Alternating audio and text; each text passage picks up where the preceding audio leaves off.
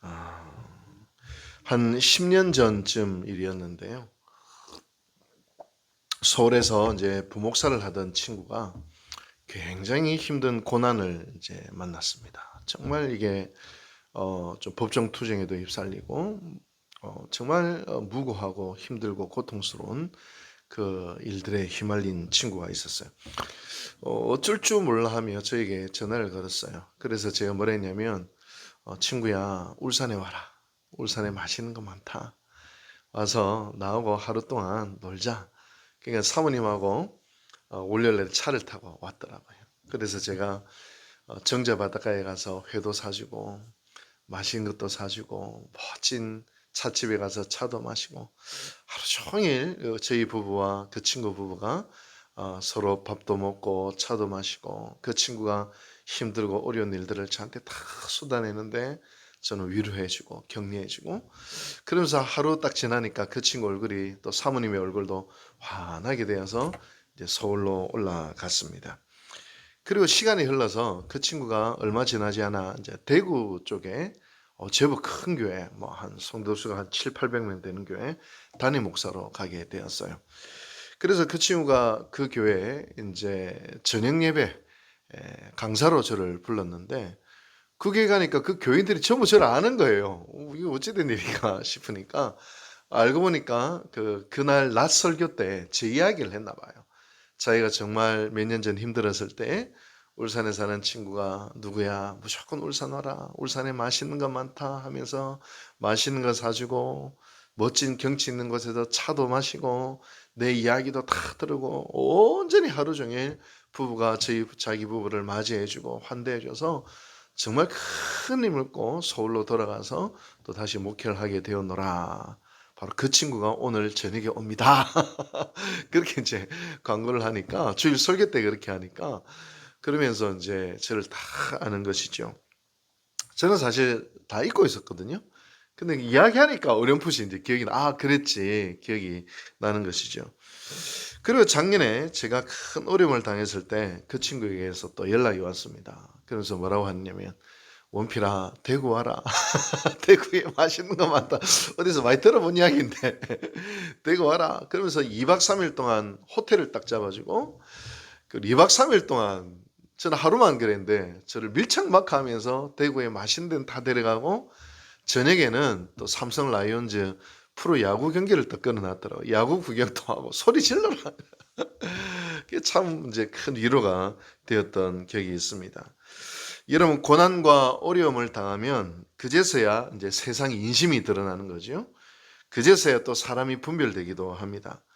정말 내 사람이라 생각했는데 마지막에 알고 보니까 나를 이용했던 사람이고 또 나를 배신하기도 하고 그리고 정말 다양한 사람들인데 그럼에도 불구하고 끝까지 신의를 지키고 끝까지 나와 함께 있어주는 그런 사람들도 사실은 나타나게 됩니다. 오히려 고난과 어려움의 때 사람이 막 정리가 되어지는 것이죠. 근데 오히려 그게 복이에요. 왜냐하면 정말 나중에 나를 이용하고 배신할 사람들과 평생 함께하면서 시간과 에너지를 낭비하는 것보다도 이제 사람이 가려지니까 시간 낭비 안 해도 되고 에너지 낭비 안 해도 되고 이제 마지막 내 삶을 누구와 함께 보내야 될지가 선하게 환하게 분별이 되는 것을 보게 됩니다. 어쩌면 유곡제일교회 성도들이 저에게 그런 분이 아닐까 끝까지 함께 갈 사랑해야 될 그런 분들이 아닐까 그런 생각들도 해보게 됩니다. 욥은 무정한 고난을 당했습니다. 재산도 잃고 자식도 다 잃고 건강도 잃고 심지어 아내마저 욥을 욕하고 도망가는 저주하며 떠나갑니다. 바로 그때 세 친구가 각처에서 욥에게 찾아옵니다. 이 세 친구는 사실 욥기를 이끌어가는 친구예요.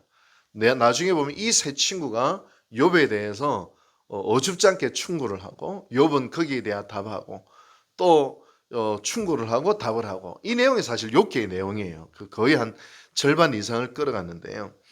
근데 나중에 보면 그 친구들이 이제 지혜도 없고 하나님의 뜻을 잘 분별하지 못했던 친구들이기는 하지만 적어도 오늘 여기서는 이 세 친구가 참 귀합니다. 이 친구들의 모습을 통해서 우리가 고난 당하는 자, 어려움 당하는 자들에게 그리고 사람과 사람 사이에 우리가 어떤 삶을 살아야 될지에 대한 많은 교훈들을 알려주게 되고, 특별히 저에게 그런 사람들이 많이 떠오르게 하는 그런 본문인 것 같습니다. 먼저 그들은 욥을 각처에서, 자기가 사는 멀리서 찾아왔습니다. 11절을 보니 각처에서 욥을 찾아왔어요. 소식을 여러분 듣고, 고난의 소식을 듣고 멀리서 아이고 안 됐네, 어쩌다 그래 됐노, 안타까워만 하고 읊조리는 것만이 아니라 어떻게 했습니까? 욥에게 직접 찾아왔다, 그렇게 이야기를 합니다. 저도 지난 한 달만 하더라도요, 부산에서 친구가 찾아오고, 또 대구에서 그 친구가 또 찾아오고, 창원에서 또 친구가 찾아오고 하면서 맛있는 밥을 또 이젠 저한테 먹이면서 이런저런 이야기를 해주고 간 친구들이 있었는데요. 와, 정말 생각만으로, 말로만 위로하는 것이 아니라, 위로는 뭐예요? 아이고 안 됐네 하고 직접, 그 생각만 하고 말만 한 게 직접 찾아가 그를 만나주는 것, 그와 함께하는 것, 만나주는 것, 그 발걸음이 굉장히 중요하다는 것을 생각했어요. 여러분, 오늘 하나님이 우리에게 물으세요. 너 주변에 혹시 힘들고 어렵고 고난당하고 여러 가지 곤란한 상황 가운데 있는 사람들이 있는데 아이고 안 됐네 말만 했느냐, 아니면 그에게 직접 찾아가서 그의 말을 들어주고 그의 아픔에 함께 했느냐. 여러분, 진정한 친구, 진정한 성도란 직접 찾아가는 사람이구나, 직접 찾아가는 사람이구나, 그에게 나아가는 사람이구나. 오늘 우리가 찾아가고 가까이 나아갈 사람이 누군지 한번 돌아보면 좋겠습니다. 참 세상의 인심이 그래요. 잘 나갈 때는 뻔질나게 찾아와요. 왜냐면 뭔가 얻어낼 게 있으니까. 근데 고난당할 때는 진짜 친구들이 찾아옵니다. 진짜 친구들이 찾아와요. 여러분, 우리도 마찬가지예요. 누군가에게 찾아가 본 적이 있는가? 그에게 나아가 본 적이 있는가? 말로만 아이고 왜 그렇노, 안 됐네, 그렇게 하는 것이 아니라 직접 찾아가는 것. 오늘 본문을 보면서 내가 문득 한 사람이 딱 떠올랐습니다. 누가 떠오른지 아세요? 우리 박민자 권사님. 제가 우리 박민자 권사님을 위해서 새벽마다 기도하고 또 암 치료할 때마다 전화를 드리지만, 그러네, 이제는 찾아갈 때가 됐네. 제가 그 생각이 됐습니다. 이번 주일날에 우리 한번 찾아갈까요? 할렐루야. 예, 우리 진짜 한번 찾아갑시다. 제가 주중에 한번 전화해서 주일날 권사님 찾아뵙겠습니다. 그러니까 찾아가는 거예요, 사랑은. 그죠? 얼굴과 얼굴을 바라보면서 그의 이야기를 들어주고 하는 거예요. 또 둘째로 또 어떤 일들을 했느냐, 12절에 보면 그 친구들이 함께 울었습니다. 함께 울고 함께 겉옷을 찢고 티끌을 머리에 뿌렸습니다. 여러분, 상처받은 사람들에게 우리가 섣부른 조언을 할 때가 있어요. 섣부른 조언을 하고, 또 위로가 사실 더 큰, 위로한다는 게 더 큰 상처가 될 때가 있었어요. 저도 이제 힘들 때 어떤 친구한테는 전화가 왔어요. 직접 찾아온 것도 아니고. 그러면서 시큰 자기 이야기만 하는 거예요. 나도 힘들 때 이랬고 이랬고, 나도 힘들 때. 그러니까 근데 안 받고 싶더라고. 내가 힘들어서 자기 힘든 이야기를 들어줄 상황이 아닌데 지금. 그러니까는 이게 섣부른 조언과 위로와 자기 이야기는 오히려 큰 상처가 사실은 될 수 있습니다. 그때는 옆에서 함께 울어주는 것이 큰 위로가 될 때가 있습니다. 근데 여러분, 사랑하지 않으면 울 수가 없습니다. 운다는 것은 그를 그만큼 사랑하기 때문입니다. 로마서 12장 5절에도 우는 자들과 함께 울라, 그렇게 되어 있습니다. 여러분, 남을 위해서 울 수 있는 것이 복된 사람입니다. 형제 자매의 눈물에 함께 동참하는 그것이 그리스도의 공동체입니다. 여러분, 우리는 남을 위해서 울어준 적이 있습니까? 다른 사람에게 나아가 그의 이야기를 들으며 함께 눈물을 흘린 적이 혹 있습니까? 타인의 고통에 대하여, 타인의 눈물에 대하여, 타인의 고난과 아픔에 대하여 함께 울어준 적이 우리는 과연 언제 있었단 말입니까? 여러분, 우리도 함께 울어주는 공동체가 되기를 원합니다. 함께 마음을 아파하는 공동체가 되기를 원합니다. 바로 그런 함께 울어줄 수 있는 공동체, 바로 공동체로 우리가 나아가고, 우리가 사람과 사람 사이, 성도와 성도 사이에 함께 울어줄 때 거기에 하늘의 위로가 임합니다. 세 번째로 그들은 어떻게 했느냐, 그들은 13절에 보면 7일 7야를 함께 했지만 아무 말도 하지 못했다. 침묵했다. 그렇게 이야기합니다. 할 말을 찾지 못했기 때문입니다. 욥의 고통, 욥의 비참함을 보면서 무슨 말로 위로해야 될지 합당한 언어를 찾지 못했기 때문입니다. 여러분, 그때 어떻게 하면 되느냐?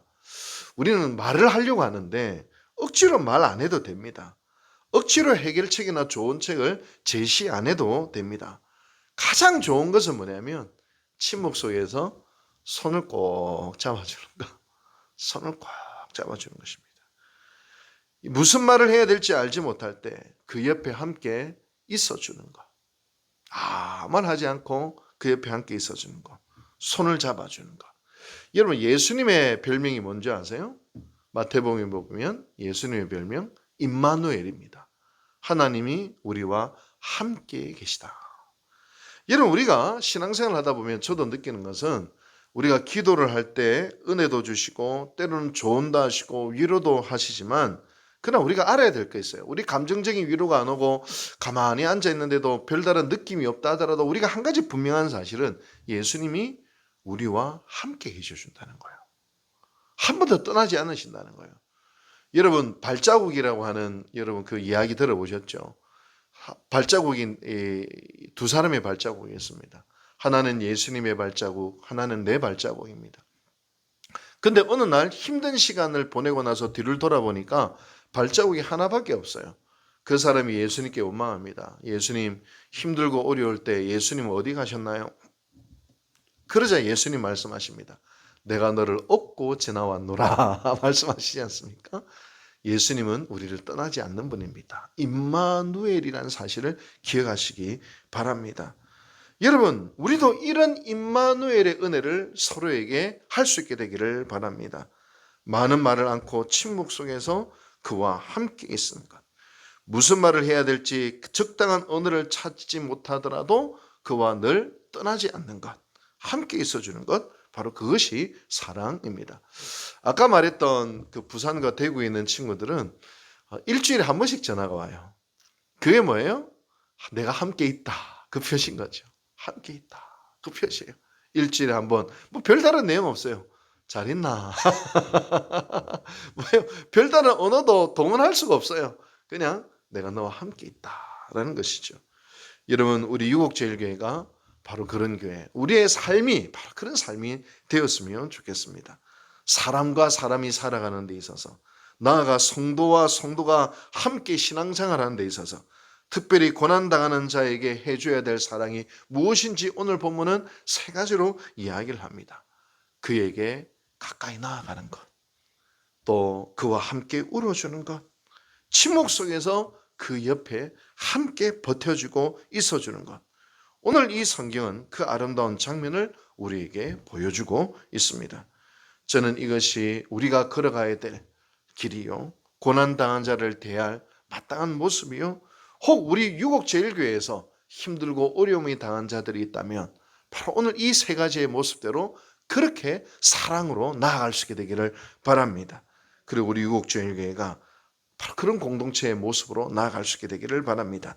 어떤 판단도, 어떤 비난도, 어떤 평가도, 어떤 시시비비도 다 넘어서서 함께 있어주고 울어주고 함께 그 옆에 있어주는 그 아름다운 사랑의 공동체로 우리가 나아갈 수 있게 되기를 주님의 이름으로 축복합니다. 기도하겠습니다. 자비하신 하나님 아버지, 감사드립니다. 오늘도 사람과 사람 사이 우리가 어떤 모습으로 서로 있어야 될지 알려주시니 감사합니다.